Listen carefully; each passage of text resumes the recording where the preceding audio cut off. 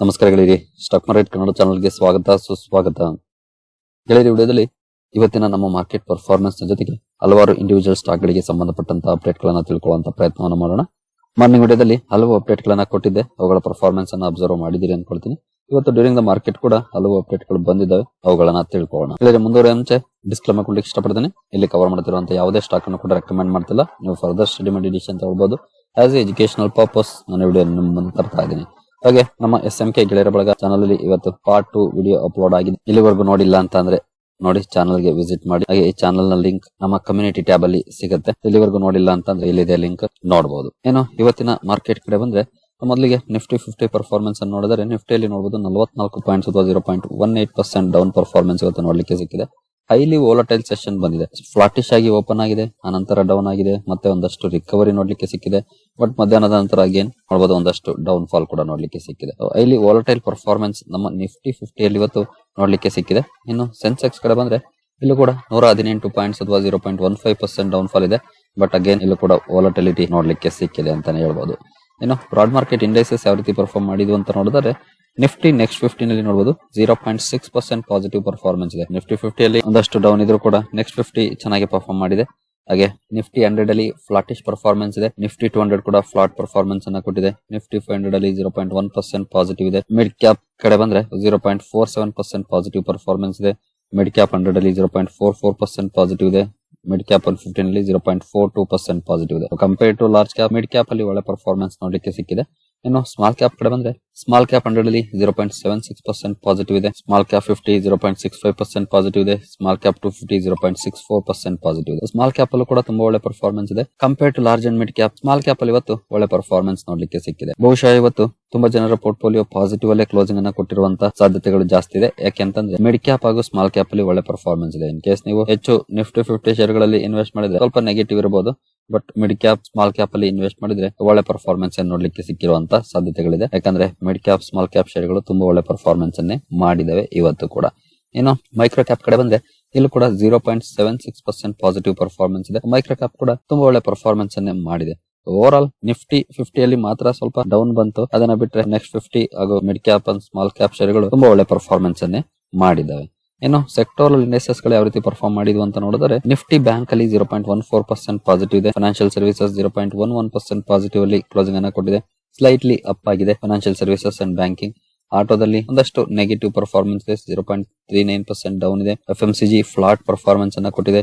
IT ನಲ್ಲಿ more than 0.5% down performance ಇದೆ. Media ಕೂಡ ನಿಯರ್ಲಿ 0.5% ಡೌನ್ ಇದೆ. ಮೆಟಲ್ ಅಲ್ಲಿ 0.07% ಪಾಸಿಟಿವ್ ಇದೆ. ಫಾರ್ಮಾ 0.64% ಡೌನ್ ಅಲ್ಲಿ ಕ್ಲೋಸಿಂಗ್ ಅನ್ನ ಕೊಟ್ಟಿದೆ. PSU ಬ್ಯಾಂಕ್ ಗಳಲ್ಲಿ ಒಳ್ಳೆ ಪರ್ಫಾರ್ಮೆನ್ಸ್ ಇದೆ, 0.6% ಪಾಸಿಟಿವ್ ಇದೆ. ಪ್ರೈವೇಟ್ ಬ್ಯಾಂಕ್ಸ್ ಫ್ಲಾಟ್ ಇದೆ. ಅಂದ್ರೆ ಶುಕ್ರವಾರ ಇಲ್ಲಿ ಕ್ಲೋಸಿಂಗ್ ಇತ್ತು, ಅಲ್ಲೇ ಕ್ಲೋಸಿಂಗ್ ನೋಡ್ಲಿಕ್ಕೆ ಸಿಕ್ಕಿದೆ. ರಿಯಾಲ್ಟಿ ನಲ್ಲಿ ಒಳ್ಳೆ ಪರ್ಫಾರ್ಮೆನ್ಸ್ ಇದೆ. ಇವತ್ತು ನಿಯರ್ಲಿ 2.5% ಪಾಸಿಟಿವ್ ಅಲ್ಲಿ ರಿಯಾಲ್ಟಿ ಸೆಕ್ಟರ್ ಪರ್ಫಾರ್ಮೆನ್ಸ್ ಅನ್ನ ಮಾಡಿದೆ. Health care more than 0.5% down ಇದೆ. ಕನ್ಸ್ಯೂಮರ್ ಡ್ಯೂರಬಲ್ 0.16% ಡೌನ್ ಇದೆ. ಆಯಿಲ್ ಅಂಡ್ ಗ್ಯಾಸ್ 0.3% ಪಾಸಿಟಿವ್ ಅಲ್ಲಿ ಕ್ಲೋಸಿಂಗ್ ಅನ್ನ ಕೊಟ್ಟಿದೆ. ಓವರ್ ಆಲ್ ಪರ್ಫಾರ್ಮೆನ್ಸ್ ಅನ್ನು ನೋಡಿದ್ರೆ ಮಿಕ್ಸ್ಡ್ ಇದೆ. ಕೆಲವು ಇಂಡೈಸಸ್ ಅಂಡರ್ ಪರ್ಫಾರ್ಮೆನ್ಸ್ ಅನ್ನ ಮಾಡಿದ್ರೆ ಕೆಲವು ಒಳ್ಳೆ ಪರ್ಫಾರ್ಮೆನ್ಸ್ ಅನ್ನೇ ಮಾಡಿದೆ. ಇವತ್ತು ಸ್ವಲ್ಪ ಜಾಸ್ತಿ ಡೌನ್ ಫಾಲ್ ಅಂದ್ರೆ ಅದು ಫಾರ್ಮಾ ಹಾಗೂ IT ನಲ್ಲಿ ಅಂತ ಹೇಳ್ಬೋದು. ಮೋರ್ ದನ್ 0.5% ಡೌನ್ ಫಾಲ್ ಇದೆ. ಬಟ್ ಸಾಲಿಡ್ ಪರ್ಫಾರ್ಮೆನ್ಸ್ ಅಂದ್ರೆ ರಿಯಾಲಿಟಿ ಸೆಕ್ಟರ್ ಅಲ್ಲಿ ಒಳ್ಳೆ ಪರ್ಫಾರ್ಮೆನ್ಸ್ ಬಂತು. PSU ಬ್ಯಾಂಕ್ ಗಳು ಕೂಡ ಒಳ್ಳೆ ಪರ್ಫಾರ್ಮೆನ್ಸ್ ಅನ್ನೇ ಇವತ್ತು ಮಾಡಿದಾವೆ. ಓವರ್ ಆಲ್ ಸ್ವಲ್ಪ ಮಿಕ್ಸ್ಡ್ ಪರ್ಫಾರ್ಮೆನ್ಸ್ ಇದೆ. But small cap mid cap ಅಲ್ಲಿ ಒಳ್ಳೆ ಪರ್ಫಾರ್ಮೆನ್ಸ್ ಕೂಡ ನೋಡ್ಲಿಕ್ಕೆ ಸಿಕ್ಕಿದೆ. ಇನ್ನು ನಮ್ಮ ಮಾರ್ಕೆಟ್ ಅಂತೂ ಈ ರೀತಿ ಪರ್ಫಾರ್ಮೆನ್ಸ್ ಅನ್ನು ಮಾಡ್ತು.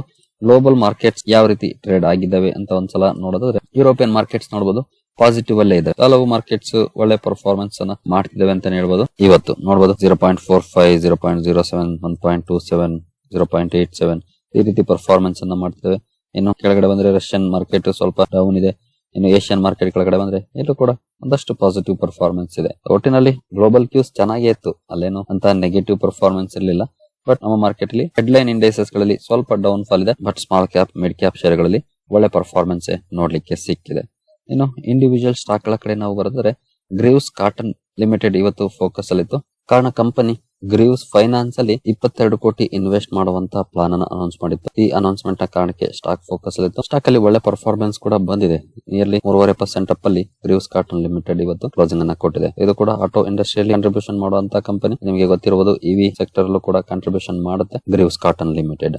ನಂತರ ವಿಕ್ರಮ್ ಸೋಲಾರ್ ಲಿಮಿಟೆಡ್ ಕೂಡ ಸುದ್ದಿಯಲ್ಲಿದ್ದು, ಕಾರಣ ಕಂಪನಿಗೆ 200 ಮೆಗಾವ್ಯಾಟ್ ಸಾಮರ್ಥ್ಯದ ಹೈ ಎಫಿಷಿಯನ್ಸಿ ಮಾಡ್ಯೂಲ್ಸ್ ಅನ್ನ ಸಪ್ಲೈ ಮಾಡುವಂತ ಆರ್ಡರ್ ಸಿಕ್ಕಿದೆ. ಈ ಆರ್ಡರ್ ನ ಕಾರಣಕ್ಕೆ ಸ್ಟಾಕ್ ಫೋಕಸ್ ಅಲ್ಲಿ ಒಳ್ಳೆ ರಿಯಾಕ್ಷನ್ ಕೂಡ ಬಂದಿದೆ. 1.5% ಅಪ್ ಅಲ್ಲಿ ವಿಕ್ರಮ್ ಸೋಲಾರ್ ಲಿಮಿಟೆಡ್ ಇವತ್ತು ಕ್ಲೋಸಿಂಗ್ ಅನ್ನ ಕೊಟ್ಟಿದೆ. ನಂತರ ಏಂಜಲ್ ಒನ್ ಜೊತೆಗೆ BSE ಲಿಮಿಟೆಡ್ ಈ ಎರಡು ಶೇರ್ಗಳು ಕೂಡ ಸುದ್ದಿಯಲ್ಲಿದ್ವು. ಕಾರಣ ನಿಮಗೆ ಗೊತ್ತಿರಬಹುದು, ಶುಕ್ರವಾರನೇ ಒಂದು ಅಪ್ಡೇಟ್ ಅನ್ನ ಕೊಟ್ಟಿದ್ದೆ ನಾನು, ಇದ್ರ ಬಗ್ಗೆ ವಿಡಿಯೋ ಕವರ್ ಮಾಡಿದ್ದೆ. ಸೆಬಿಯಿಂದ ಬಂದಂತಹ ಸುದ್ದಿಗಳ ಬಗ್ಗೆ. ಶನಿವಾರ ಸೆಬಿ ಬೋರ್ಡ್ ಮೀಟಿಂಗ್ ಇತ್ತು ಶುಕ್ರವಾರ. ಅದರಲ್ಲಿ ವೀಕ್ಲಿ ಎಕ್ಸ್ಪೈರಿಗೆ ಸಂಬಂಧಪಟ್ಟಂತೆ ಏನಾದರೂ ನಿರ್ಧಾರಗಳನ್ನ ತಗೊಳ್ತಾರ ಅನ್ನುವಂತ ಎಕ್ಸ್ಪೆಕ್ಟೇಷನ್ ಮೇಲೆ ಗುರುವಾರದ ಮಾರ್ಕೆಟ್ ಅಲ್ಲಿ ಒಂದಷ್ಟು ನೆಗೆಟಿವ್ ರಿಯಾಕ್ಷನ್ ಬಂದಿತ್ತು. ಬಟ್ ಶುಕ್ರವಾರದ ಬೋರ್ಡ್ ಮೀಟಿಂಗ್ ಅಲ್ಲಿ ಇದ್ರ ಬಗ್ಗೆ ಯಾವುದೇ ನಿರ್ಧಾರವನ್ನ ತಗೊಂಡಿಲ್ಲ ಸೆಬಿ. ಗೊತ್ತಿಲ್ಲ ಮುಂದಿನ ದಿನಗಳಲ್ಲಿ ಏನು ನಿರ್ಧಾರವನ್ನ ತಗೊಳುತ್ತೆ ಅಂತ. ಬಟ್ ಈ ಸಲದ ಮೀಟಿಂಗ್ ಅಲ್ಲಂತೂ ಆ ನಿರ್ಧಾರ ಬಂದಿಲ್ಲ. ಹಾಗಾಗಿ ಸುದ್ದಿಯಲ್ಲಿದ್ದು ಎರಡು ಶೇರ್ಗಳು, BSE ಲಿಮಿಟೆಡ್ ಹಾಗೂ ಏಂಜಲ್ ಒನ್. ಬಟ್ ಸ್ಟಾಕ್ ಅಲ್ಲಿ ತುಂಬಾ ದೊಡ್ಡ ಮಟ್ಟದ ರಿಯಾಕ್ಷನ್ ಬರಲಿಲ್ಲ. ಬಟ್ ಸ್ಟಿಲ್ ಡಿಸೆಂಟ್ ಪರ್ಫಾರ್ಮೆನ್ಸ್ ನೋಡ್ಲಿಕ್ಕೆ ಸಿಕ್ಕಿದೆ ಏಂಜಲ್ ಒನ್ ಲಿಮಿಟೆಡ್ ಹಾಗೂ BSE ಎರಡು ಶೇರುಗಳಲ್ಲೂ ಕೂಡ. ನಂತರ ಟಾಟಾ ಟೆಕ್ನಾಲಜೀಸ್ ಇವತ್ತು ಫೋಕಸ್ ಅಲ್ಲಿತ್ತು, ಜೊತೆಗೆ ಒಳ್ಳೆ ಪರ್ಫಾರ್ಮೆನ್ಸ್ ಕೂಡ ನೋಡ್ಲಿಕ್ಕೆ ಸಿಕ್ಕಿದೆ. ಕಾರಣ ಕಂಪನಿ ಜರ್ಮನಿಯ ಒಂದು ಕಂಪನಿಯನ್ನ ಅಕ್ವಿಸಿಷನ್ ಅನೌನ್ಸ್ ಮಾಡಿದೆ. ಐಸ್ಟೆಕ್ ಅನ್ನುವಂತ ಕಂಪನಿಯಲ್ಲಿ 70 ಮಿಲಿಯನ್ ಯೂರೋಸ್ಗೆ ಅಕ್ವಿಸಿಷನ್ ಅನೌನ್ಸ್ ಮಾಡಿದೆ. ಈ ಸುದ್ದಿಯ ಕಾರಣಕ್ಕೆ ಸ್ಟಾಕ್ ಫೋಕಸ್ ಅಲ್ಲಿತ್ತು. ಒಳ್ಳೆ ಪರ್ಫಾರ್ಮೆನ್ಸ್ ಕೂಡ ಬಂದಿದೆ ಇವತ್ತು ಸ್ಟಾಕ್ ಅಲ್ಲಿ. ನಂತರ ಎಂಜಿನಿಯರ್ಸ್ ಇಂಡಿಯಾ ಲಿಮಿಟೆಡ್ ಇಲ್ಲೂ ಕೂಡ ಡಿಸೆಂಟ್ ಪರ್ಫಾರ್ಮೆನ್ಸ್ ಇವತ್ತು ನೋಡ್ಲಿಕ್ಕೆ ಸಿಕ್ತು. ಮಾರ್ನಿಂಗ್ ವಿಡಿಯೋದಲ್ಲಿ ಇದ್ರ ಬಗ್ಗೆ ಒಂದು ಅಪ್ಡೇಟ್ ಅನ್ನ ಕೊಟ್ಟಿದ್ದೆ. ಕಂಪನಿಗೆ ಆರ್ಡರ್ ಸಿಕ್ಕಿರೋ ಬಗ್ಗೆ ನೋಡಬಹುದು. 618 ಕೋಟಿ ಆರ್ಡರ್ ಕಂಪನಿಗೆ ಸಿಕ್ಕಿದ್ದು. ಈ ಸುದ್ದಿಯ ಕಾರಣಕ್ಕೆ ಸ್ಟಾಕ್ ಫೋಕಸ್ ಅಲ್ಲಿತ್ತು. ಡಿಸೆಂಟ್ ಪರ್ಫಾರ್ಮೆನ್ಸ್ ಕೂಡ ಬಂದಿದೆ ಎಂಜಿನಿಯರ್ಸ್ ಇಂಡಿಯಾ ಲಿಮಿಟೆಡ್ ಅಲ್ಲಿ ಇವತ್ತು. ನಂತರ ರೈಲ್ಟೆಲ್ ಕಾರ್ಪೊರೇಷನ್ ಬಗ್ಗೆ ಕೂಡ ಒಂದು ಅಪ್ಡೇಟ್ ಬಂತು. ಕಂಪನಿಗೆ 210 ಕೋಟಿ ಆರ್ಡರ್ ಸಿಕ್ಕಿರೋ ಬಗ್ಗೆ ಈ ಸುದ್ದಿಯ ಕಾರಣಕ್ಕೆ ಸ್ಟಾಕ್ ಫೋಕಸ್ ಅಲ್ಲಿತ್ತು. ಒಳ್ಳೆ ರಿಯಾಕ್ಷನ್ ಕೂಡ ಬಂದಿದೆ ಇವತ್ತು. ಮೋರ್ ದೆನ್ 6%, ಅಂದ್ರೆ ನಿಯರ್ಲಿ 6.5% ಅಪ್ ಅಲ್ಲಿ ರೈಲ್ಟೆಲ್ ಶೇರ್ ಇವತ್ತು ಕ್ಲೋಸಿಂಗ್ ಅನ್ನ ಕೊಟ್ಟಿದೆ. ರೈಲ್ವೆ ಸ್ಟಾಕ್ ಅಲ್ಲಿ ಒಳ್ಳೆ ಪರ್ಫಾರ್ಮೆನ್ಸ್ ಇತ್ತೀಚಿನ ದಿನಗಳಲ್ಲಿ ನೋಡ್ಲಿಕ್ಕೆ ಸಿಗ್ತಿದೆ. ನಂತರ ಸೀಗಲ್ ಇಂಡಿಯಾ ಲಿಮಿಟೆಡ್ ಇದರ ಬಗ್ಗೆ ಕೂಡ ಮಾರ್ನಿಂಗ್ ವಿಡಿಯೋದಲ್ಲಿ ಒಂದು ಅಪ್ಡೇಟ್ ಅನ್ನ ಕೊಟ್ಟಿದೆ. ಕಂಪನಿಗೆ 209 ಕೋಟಿ ಆರ್ಡರ್ ಸಿಕ್ಕಿರೋ ಬಗ್ಗೆ ರೋಡ್ ಪ್ರಾಜೆಕ್ಟ್. ಈ ಸುದ್ದಿಯ ಕಾರಣಕ್ಕೆ ಸ್ಟಾಕ್ ಫೋಕಸ್ ಅಲ್ಲಿತ್ತು. ಇಲ್ಲೂ ಕೂಡ ಒಂದಷ್ಟು ಒಳ್ಳೆ ಪರ್ಫಾರ್ಮೆನ್ಸ್ ಬಂದಿದೆ. 1.7% ಅಪ್ ಅಲ್ಲಿ ಸೀಗಲ್ ಇಂಡಿಯಾ ಲಿಮಿಟೆಡ್ ಇವತ್ತು ಕ್ಲೋಸಿಂಗ್ ಅನ್ನ ಕೊಟ್ಟಿದೆ. ನಂತರ STL ನೆಟ್ವರ್ಕ್ಸ್ ಕೂಡ ಫೋಕಸ್ ಅಲ್ಲಿತ್ತು. ಒಳ್ಳೆ ಪರ್ಫಾರ್ಮೆನ್ಸ್ ಕೂಡ ಬಂದಿದೆ, ಅಪ್ ಟು 5% ವರೆಗೂ. ಅಂದ್ರೆ ಅಪ್ಪರ್ ಸರ್ಕ್ಯೂಟ್ ಅಲ್ಲಿ ಸ್ಟಾಕ್ ಇವತ್ತು ಕ್ಲೋಸಿಂಗ್ ಅನ್ನ ಕೊಟ್ಟಿದೆ. ಕಾರಣ ಕಂಪನಿಗೆ ಡೇಟಾ ಸೆಂಟರ್ ಗೆ ಸಂಬಂಧಪಟ್ಟಂತೆ ಒಂದು ಆರ್ಡರ್ ಸಿಕ್ಕಿದೆ. ಡೇಟಾ ಸೆಂಟರ್ ಇನ್ಫ್ರಾಸ್ಟ್ರಕ್ಚರ್ ಕಾಂಟ್ರಾಕ್ಟ್ ಸಿಕ್ಕಿದೆ. ಈ ಸುದ್ದಿಯ ಕಾರಣಕ್ಕೆ ಸ್ಟಾಕ್ ಫೋಕಸ್ ಅಲ್ಲಿತ್ತು. ಈ ಸುದ್ದಿ ಬಂದ ಮೇಲೆ ಒಳ್ಳೆ ಪರ್ಫಾರ್ಮೆನ್ಸ್ ಕೂಡ ಬಂದಿದೆ. 5% ಅಪ್ಪರ್ ಸರ್ಕ್ಯೂಟ್ ಅಲ್ಲಿ ಸ್ಟಾಕ್ ಇವತ್ತು ಕ್ಲೋಸಿಂಗ್ ಅನ್ನ ಕೊಟ್ಟಿದೆ. ನಂತರ ಟೈಟನ್ ಜೊತೆಗೆ ಕಲ್ಯಾಣ್ ಜುವೆಲರ್ಸ್ ಈ ಎರಡು ಕಂಪನಿಗಳು ಕೂಡ ಫೋಕಸ್ ಅಲ್ಲಿದ್ದು. ಕಾರಣ ಒಂದು ರಿಪೋರ್ಟ್ ಬಂದಿದೆ. ಅದೇನಂತಂದ್ರೆ ಈ ಸಲದ ಫೆಸ್ಟಿವಲ್ ಸೀಸನ್ ಏನಿದೆ ಅದರಲ್ಲಿ ಬಹುಶಃ ಡೈಮಂಡ್ಸ್ ಡಿಮಾಂಡ್ ಕಡಿಮೆ ಇರಬಹುದು ಅನ್ನುವಂತ ಒಂದು ರಿಪೋರ್ಟ್. ಕಡಿಮೆ ಇರುತ್ತಾ ಇಲ್ವಾ ಗೊತ್ತಿಲ್ಲ, ಆದ್ರೆ ಕಡಿಮೆ ಇರಬಹುದು ಅನ್ನುವಂತ ಒಂದು ರಿಪೋರ್ಟ್ ಬಂದಿದೆ. ಈ ಸುದ್ದಿಯ ಕಾರಣಕ್ಕೆ ಸ್ಟಾಕ್ ಫೋಕಸ್ ಅಲ್ಲಿ. ಬಟ್ ಸ್ಟಾಕ್ ಗಳಲ್ಲೇನು ಅಂತ ರಿಯಾಕ್ಷನ್ ಬರಿಲ್ಲ. ಕಲ್ಯಾಣ್ ಜುವೆಲರ್ಸ್ ಸ್ವಲ್ಪ ಮಟ್ಟಿಗೆ ಪಾಸಿಟಿವ್ ಅಲ್ಲೇ ಕ್ಲೋಸಿಂಗ್ ಅನ್ನ ಕೊಟ್ಟಿದೆ. ಜೊತೆಗೆ ಟೈಟನ್ ಕಂಪನಿ ಕೂಡ ಸ್ವಲ್ಪ ಮಟ್ಟಿಗೆ ನೆಗೆಟಿವ್ ಅಲ್ಲಿ ಕ್ಲೋಸಿಂಗ್ ಅನ್ನ ಕೊಟ್ಟಿದೆ. ಇನ್ನು ಹಲವು ಡೈಮಂಡ್ ಸೆಗ್ಮೆಂಟ್ ಅಲ್ಲಿ ಕೆಲಸ ಮಾಡುವಂತ ಸ್ಟಾಕ್ ಗಳನ್ನ ಅಬ್ಸರ್ವ್ ಮಾಡಬಹುದು. ಬಹುಶಃ ಈ ಫೆಸ್ಟಿವಲ್ ಸೀಸನ್ ಅಷ್ಟೇನು ಚೆನ್ನಾಗಿಲ್ಲದೆ ಇರಬಹುದು ಡೈಮಂಡ್ ಸೆಗ್ಮೆಂಟ್ ಗೆ ಅನ್ನುವಂತ ರಿಪೋರ್ಟ್ ಗಳು ಬಂದಿದೆ.